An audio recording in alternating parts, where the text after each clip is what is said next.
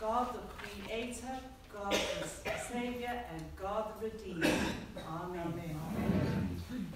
Isn't spring this year absolutely?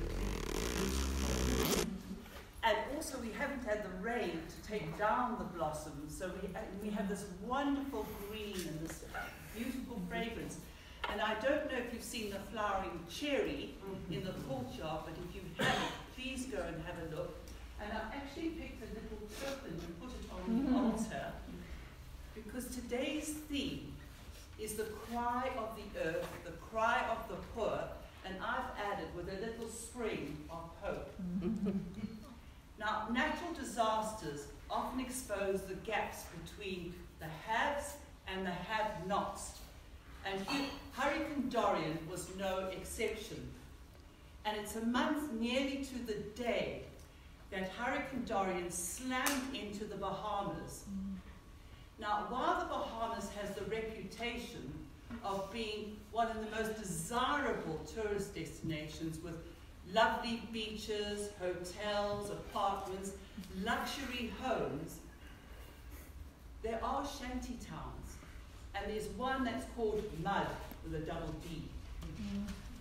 And most of the residents there are Haitian. And reporters said that when Hurricane Dorian hit the Bahamas, Mud looked like a huge bomb had landed on it. It was completely and utterly flattened. The survivors sought refuge in the Haitian Baptist church, a pink-walled building, and there the pastor said plenty people died, more than over 1,000. Now, when the warnings came in that Hurricane Dorian was going to land, the rich, they could take boats or planes and they could leave, but the poor could do nothing but stay behind. Not only that, the hurricane affected all, but the rich, because their buildings were made better, that could withstand the storms better, whereas the poor, of course, not. Then, of course, there is insurance.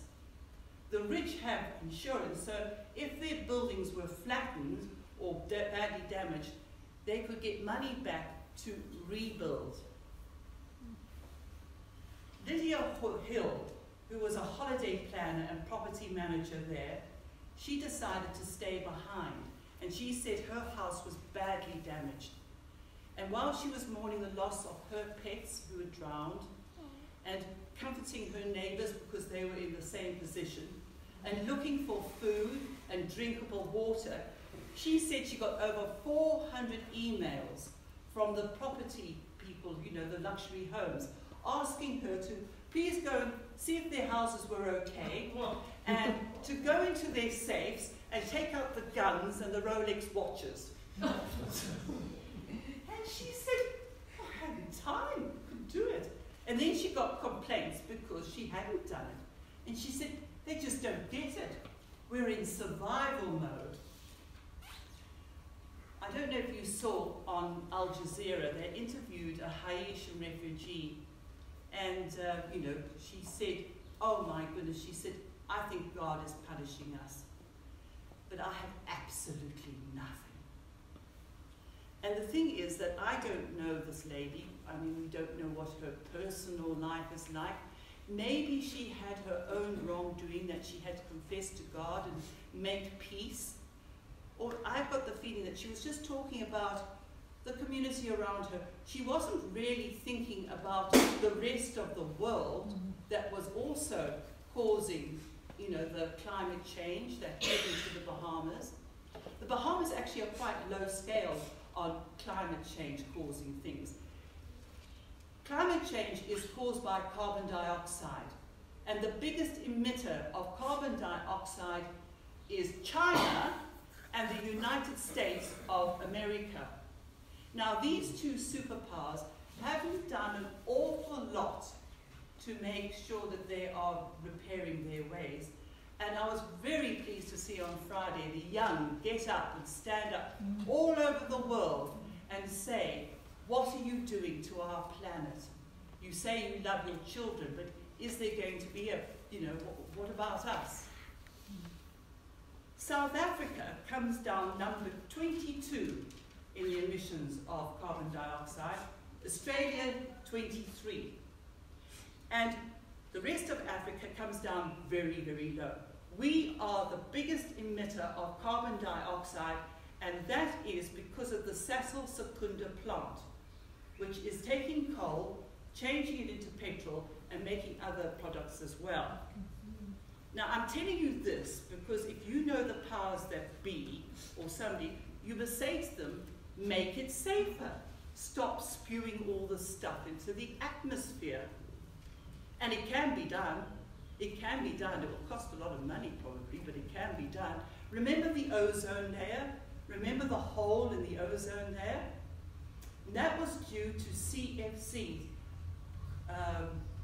carbon, I don't know, Mike, you're the chemist, could tell us. Fluorocarbons. Thank you, Mike. Thank you, Mike.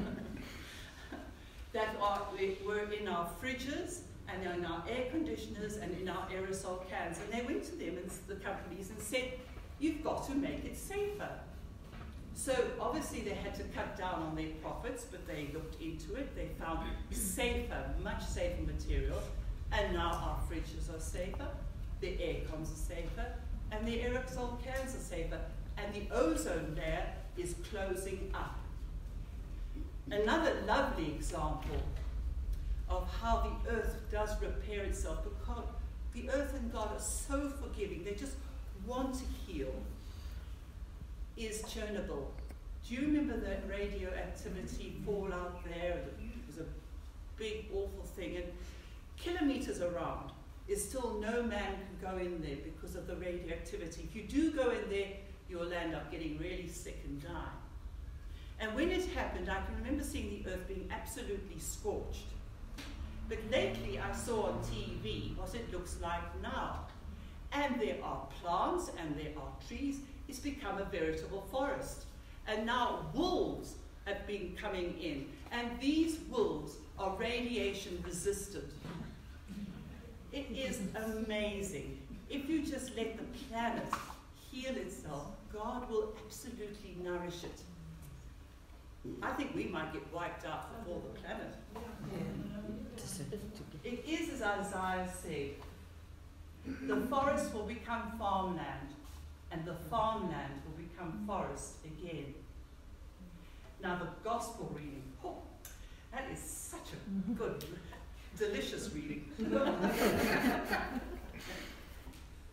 Yes, we have the unjust manager and the unjust steward. And then Jesus says something really, really strange. He says, use money to make friends, because when it's all gone, you'll be invited into their homes for eternity. And you think, what? And actually, he's got his tongue in his cheek. He's using irony, because if you take the rest of the gospel message, it's to give without not thinking what you're going to get back. The thing is that, it's a bit hard to grasp, but I came across this rather nice way of putting it. It's one of these agony aunt things that, people write in. How do I deal with people who does one a favor and then expects more in return? The kind who reminds you of the favor they did and make you feel indebted to them eternally. And Kelly LaRue, who's a professional counselor, wrote back, you don't ever ask for another favor. If they ask for a favor, tell them you are happy to help, but after that, the two of you are even. They're not your friend. Well, I was just thinking, we at St. Paul's, how are we responding at giving, especially with this climate change? And then I remembered that Debbie Harris, our Debbie right here, stood up and told us about a poor community in Adderall North that had no drinking water. It's about 18 months ago when there was this huge, huge drought. And she asked if people could bring bottles of drinking water to the school, and then they would be taken down to Adderall North. And then it was about 2 weeks later that she stood up and thanked us all and said that lots of water had been taken down to the Aliwal North.